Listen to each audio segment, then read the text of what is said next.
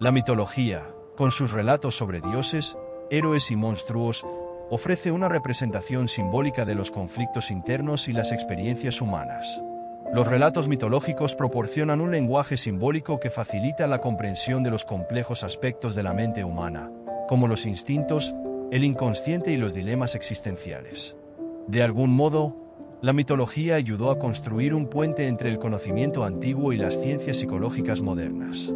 En los albores del tiempo, cuando el cosmos era aún un vasto océano de caos primigenio, un vacío insondable reinaba sobre todo lo que existía. No había luz ni sombra, ni cielo ni tierra, ni forma alguna que pudiera ser tocada o nombrada. Solo el caos, un abismo sin fronteras, una masa informe de confusión y desorden, reinaba en la oscuridad infinita.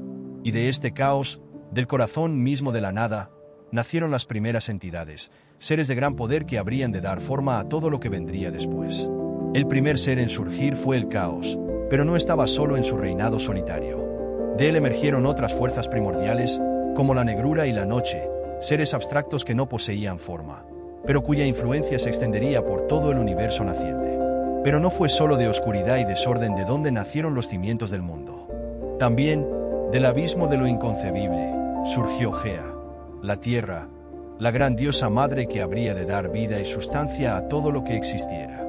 Gea, nacida del caos, no era un ser intangible ni vacuo como los demás, sino una entidad poderosa y sólida, una fuerza de creación en su forma más pura. Su cuerpo era la propia esencia de la tierra, una masa interminable de montañas, valles y llanuras que se extendían hasta donde la vista no podía alcanzar, aunque aún no existiera la mirada que pudiera apreciarlas. Gea era el principio de la solidez, la base sobre la cual se edificaría el cosmos. Al aparecer, no solo creó la tierra como un todo, sino que dio forma a los cimientos mismos de la existencia. Mas Gea, aun siendo de por sí completa y perfecta, no estaba sola. De su deseo de crear, de su fuerza inmanente, ella misma fue capaz de engendrar a su primer hijo sin la necesidad de pareja. De su propio ser nacieron, entonces, las primeras entidades que complementarían su naturaleza. En primer lugar, Gea dio a luz a Urano, el cielo, un ser tan vasto y potente como ella, pero que, en lugar de estar sobre la tierra, se extendió sobre ella, envolviéndola con su presencia.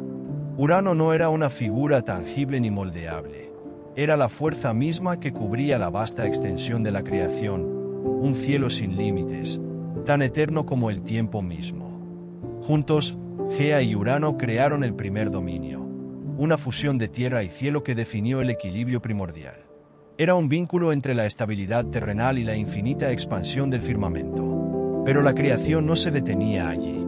De esta unión nacieron los primeros seres, los titanes, fuerzas divinas que representarían aspectos fundamentales del mundo. La fuerza de la naturaleza, el tiempo, los mares, el viento. Estos titanes fueron los primeros hijos de Gea y Urano, y a través de ellos el universo comenzó a adquirir forma y sustancia. Y así fue como Gea, la tierra, madre y fuente de todo, emergió de las profundidades del caos para dar origen al mundo. No fue una creación impulsada por la necesidad de otro ser, sino por la inmanente voluntad de la misma tierra, cuya fuerza primordial dio vida a lo sólido, a lo tangible, a la propia existencia. La tierra se desplegó como una vasta extensión de creación, pero no estuvo sola, pues Urano, el cielo, su complemento divino, la abrazó para formar el universo primitivo. Y en este matrimonio entre la tierra y el cielo, el cosmos comenzó a tejerse, estableciendo el orden que gobernaría el destino de los dioses y los hombres por toda la eternidad. Cuando Gea, la tierra, y Urano, el cielo, unieron sus fuerzas en la más primordial de las creaciones, el universo comenzó a llenarse de vida. De esa unión divina nacieron los primeros seres, los titantes, hijos de la tierra y el cielo. Estos hijos, tan vastos como las fuerzas que representaban, no eran simples criaturas, sino entidades poderosas que regían diferentes aspectos del cosmos. Los titantes eran 12, y sus nombres resuenan con el peso de lo antiguo: Océano, Coeus, Crius, Hiperión, Iapetus, Cronos, Rea, Teía, Febe, Mnemosine, Tía y Febe. Cada uno de ellos tenía su propio dominio, una esfera de influencia que reflejaba su naturaleza primordial. Sin embargo, los titanes no eran los únicos seres que emergieron en este primer tiempo de creación. Gea, la Madre Tierra, también dio a luz a otros seres de gran belleza y misterio, como las ninfas, espíritus de la naturaleza que, aunque de menor poder que los titanes, poseían una gracia única. Las ninfas habitaban diversos rincones del mundo: los bosques, los ríos, las montañas y los mares. Eran de una belleza inigualable y se encargaban de custodiar y cuidar el mundo natural, velando por su equilibrio. Las ninfas eran como pequeñas diosas de la naturaleza, y su presencia traía vida a las fuentes, a los árboles y a los animales. Pero, en la cima de esta creación, entre los seres nacidos de Gea y Urano, destacaban otros más, que se erigirían como las futuras generaciones de dioses que gobernarían los cielos y la tierra. Entre los titanes había una división de poder y voluntad. Urano, el cielo, temía la inmensa fuerza de sus hijos y, sobre todo, su poder para alterar el equilibrio del cosmos. Él quería mantener su dominio intacto y no permitir que sus descendientes crecieran con tal fuerza. Por eso, Urano, cegado por su miedo, apresó a sus hijos, a los titanes, y los confinó en el seno de Gea, impidiendo que salieran al mundo. Este acto de tiranía enfureció a Gea, que deseaba ver a sus hijos en libertad, y ella misma, en su dolor y furia, instó a sus hijos a rebelarse contra su padre. El más joven de los titanes, Cronos, se levantó como el líder de esta rebelión, armado con una guadaña de gran poder. Con astucia y valentía, Cronos atacó a su propio padre, Urano, cuando éste descendió a la tierra, y lo destronó, castrándolo con su propia guadaña. El cielo sangró, y de la sangre que cayó sobre la tierra nacieron nuevos seres, entre ellos, las erinias, las furias, y los gigantes, espíritus poderosos que representarían la furia y el caos. Así, Cronos se convirtió en el nuevo rey de los dioses, y con él llegaron nuevas generaciones de deidades, pues de su unión con Rea nacieron los dioses olímpicos: Zeus, Poseidón, Hades, Hera, Deméter y Hestia. Pero Cronos, temeroso de que sus propios hijos pudieran derrocarlo como él mismo había derrocado a Urano, comenzó a devorarlos al nacer. Rea, desesperada por salvar a su hijo más joven, Zeus, engañó a Cronos y lo ocultó, dándole una piedra envuelta en pañales para que la tragara en lugar de su hijo. Zeus, una vez oculto en la isla de Creta, creció en fuerza y sabiduría, y con su corazón lleno de furia y justicia, se propuso liberar a sus hermanos atrapados en el vientre de Cronos y derrocar a su padre tirano. Usando un veneno emético, Zeus logró que Cronos vomitase a sus hermanos, quienes, junto con él, formarían la resistencia contra los titanes. Poseidón, el dios del mar, y Hades, el dios del inframundo, se unieron a su lucha. Hera, Deméter y Hestia, sus hermanas, también se alzaron con el fin de reclamar su lugar en el cosmos. La guerra estaba preparada para una magnitud colosal, pues cada uno de los dioses olímpicos era un ser imponente, lleno de poder y de voluntad inquebrantable.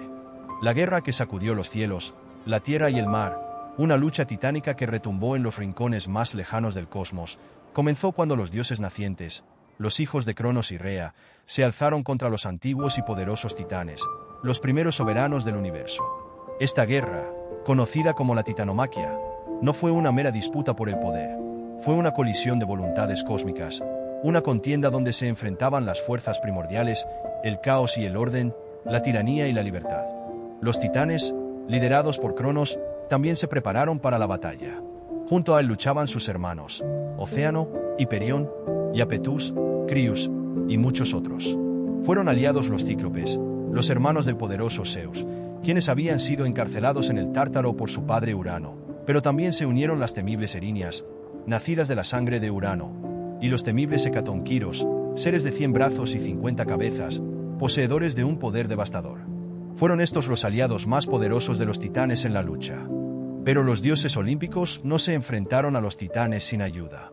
Prometeo y Epimeteo, titanes que no apoyaban la tiranía de Cronos, se unieron a Zeus.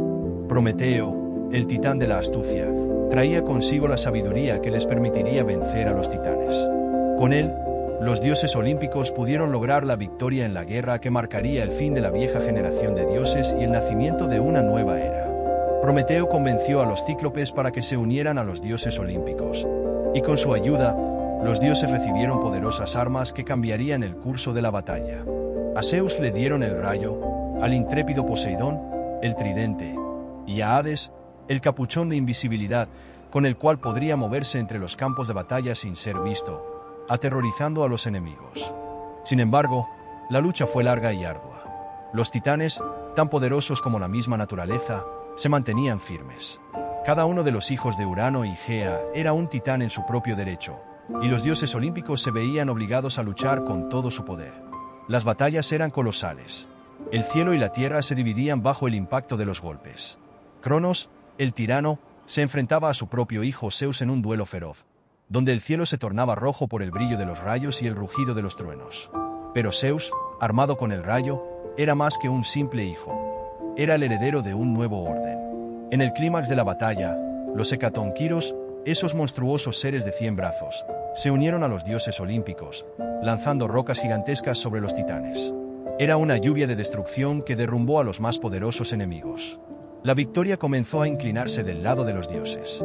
Cronos, quien había sido el motor de la resistencia titánica, fue finalmente derrotado por el rayo de Zeus, que lo lanzó al abismo del Tártaro, donde pasaría su eterna condena. Los otros titanes fueron capturados y apresados, también enviados al Tártaro, donde permanecerían por la eternidad, bajo la custodia de los hecatonquiros, quienes vigilaban las oscuras profundidades del inframundo. Así, la titanomaquia llegó a su fin, pero con ella llegó una nueva era.